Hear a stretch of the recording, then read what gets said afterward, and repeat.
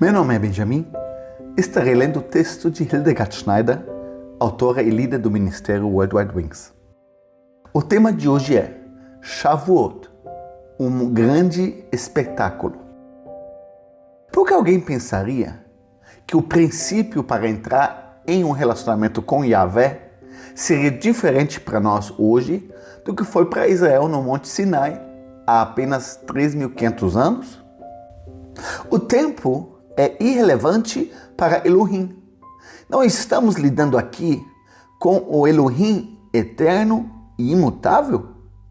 Elohim não estabeleceu esses padrões e planos divinos, colocou-os em prática e os registrou na Torá, apenas para mudar tudo novamente mais tarde. No entanto, se você ouvir alguns líderes e professores cristãos, pensará que ele fez exatamente isso. Uma isca e uma troca. O que ele fez? Uma oferta falha e inferior à humanidade e depois a substituiu por uma melhor. Se esse é o caráter de Yah, então ele também pode cancelar e abolir a aliança que é o Messias, não pode? E o que seria de nós então? Felizmente, esse não é o caso. Mas está na hora da igreja perceber isso e entender que a Torá e as Escrituras Sagradas, o chamado Antigo Testamento, tem tanto peso quanto sempre tiveram. O próprio Yeshua ensinou que nenhum elemento, nem o menor, foi removido da Torá com sua aparição. E que aqueles que ensinaram que alguns elementos foram removidos são considerados quais no reino dos céus? O menor deles. E aqueles que ensinaram que a palavra de Elohim, toda ela, permanecerá enquanto existiram os céus e a terra, serão o que no reino dos céus? Grandes.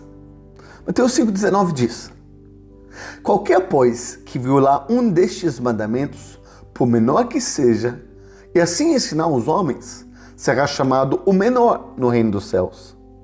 Aquele, porém, que os cumprir e ensinar, será chamado grande no reino dos céus. Portanto, sigamos a instrução do Messias e retornemos à Torá para redescobrir tantos ensinamentos e aspectos de Elohim que foram descartados ao longo dos séculos e substituídos por doutrinas criadas pelo homem. Depois que Moisés retornou a Elohim com a resposta do povo de que eles o viriam e obedeceriam, Yah disse a Moisés que viria a ele em uma nuvem espessa na montanha e que o povo ouviria sua voz quando ele falasse com Moisés. Porque Elohim queria que todos o ouvissem para que acreditassem em Moisés. Elohim conhecia bem essas pessoas. Ele nos conhece bem. Apesar de tudo que Yah havia feito por meio de Moisés, ele sabia que o povo seria cético em relação às leis e aos mandamentos que Moisés lhe daria, a menos que os ouvissem por si mesmos da boca de Elohim. Antes de Elohim dar-lhes seus mandamentos e ensinamentos, ele instruiu Moisés que o povo deveria ser purificado. Eles deveriam se purificar e purificar suas roupas lavando-se com água. E no terceiro dia, após o início do processo de purificação, então Elohim viria a eles. Mas mesmo depois de purificados, eles não poderiam entrar na morada de Elohim, a montanha sagrada, a montanha de Elohim, o Monte Sinai. Yah instruiu Moisés a construir um limite, uma cerca se preferir, como uma demarcação entre o chão do deserto e o que é considerado a montanha. Aqui fica claro o princípio de Elohim, de que há uma barreira entre o Elohim e o povo, entre a terra e os céus. O lugar onde Elohim habita é tão santo e tão puro que a humanidade corrupta é incapaz de permanecer na pureza absoluta do céu sem ser completamente purificada. E observe que, apesar da purificação externa que os israelitas realizaram, lavando-se e lavando suas roupas, isso não foi suficiente para passar pela cerca, a barreira ao pé da montanha, e permanecer em solo sagrado. O ritual de lavagem que eles deveriam realizar era um símbolo de limpeza interior e espiritual, mas na realidade era apenas uma limpeza exterior. A lavagem que realizaram não era capaz de purificá-los espiritualmente. Era apenas uma lição, uma instrução, cuja execução apontava para a única maneira pela qual a humanidade poderia ser purificada espiritualmente. Isto é, a lavagem no sangue do Messias. Mas depois de terem se lavado com água, não tinham permissão para atravessar a cerca, nem mesmo para tocar o lado da montanha, o lado sagrado da cerca. Caso contrário, eram ameaçadas de morte. É claro que isso também se aplicava aos animais. Portanto, você pode apostar que esse muro extenso era autossuficiente para cercar ovelhas e cabras que gostavam de pular e passam por cima dessas coisas. Esses animais eram valiosos, eles não queriam perdê-los para o julgamento de Elohim. Não é preciso ser um estudioso na Bíblia para perceber que essa cerca foi construída com o único material disponível no local em que se encontravam: pedras. E de fato, os restos dessa cerca parecem ter sido encontrados. Elohim diz a Moisés que no devido tempo tocariam a trombeta e chamaria Moisés e o povo para se aproximarem das bordas da montanha, mas que ficassem atrás da cerca.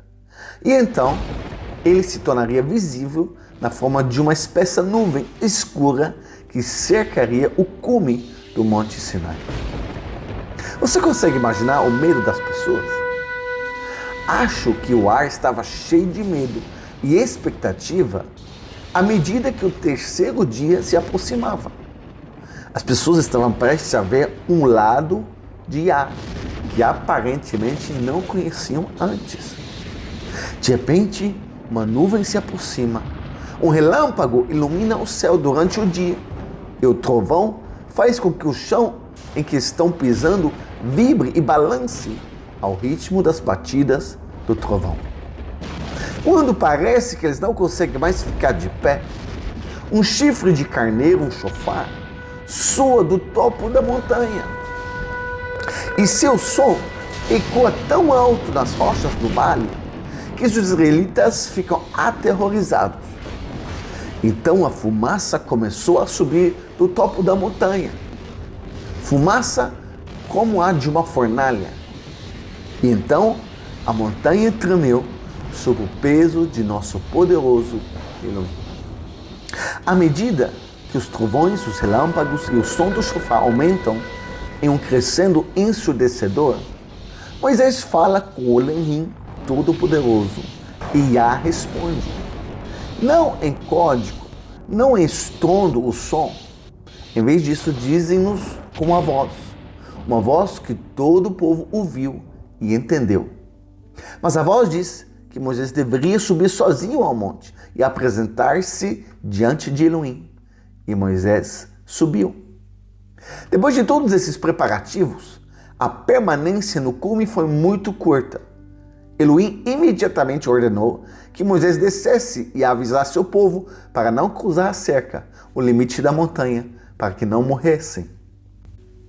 Ele também ordena que Moisés avise os sacerdotes que é melhor que eles se santifiquem da mesma forma que o povo. Caso contrário, Elohim os puniria. Aparentemente, o onisciente Elohim sabia que muitos dos hebreus estavam inclinados a desconsiderar partes das instruções de Elohim com relação à barreira e estavam planejando pular a cerca. E Moisés diz: eles nunca fariam isso. Afinal de contas, foram eles que construíram o limite, a cerca que você ordenou. Elohim diz: apenas vá e diga a eles novamente. E por falar nisso, leve Arão com você quando voltar.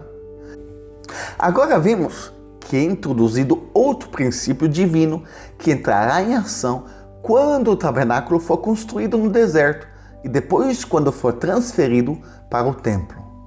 Somente o sumo sacerdote, nesse caso Arão, pode entrar no Santo dos Santos de Elohim, e somente por ordem de Elohim. Nenhum sacerdote menor pode fazer isso. Observe também em que categoria especial Moisés deve estar aos olhos de Elohim. Porque Moisés podia ir e vir? Ele estava em solo sagrado e olhava para a face de Elohim. Moisés era mais elevado do que um sumo sacerdote. Nesse momento não havia mais sacerdócio levítico. Então quem são essas pessoas que são chamadas de sacerdotes? Eles são os primogênitos de Israel. Os filhos primogênitos das antigas culturas do Oriente Médio tendiam a desempenhar funções semelhantes às do sacerdote, como a honra de sacrificar aos seus deuses e liderar a família em rituais e ritos religiosos. Isso logo mudaria, pois já estabeleceria um sacerdócio só seu, e essa função do primogênito seria eliminada. Que todos vocês sejam ricamente abençoados.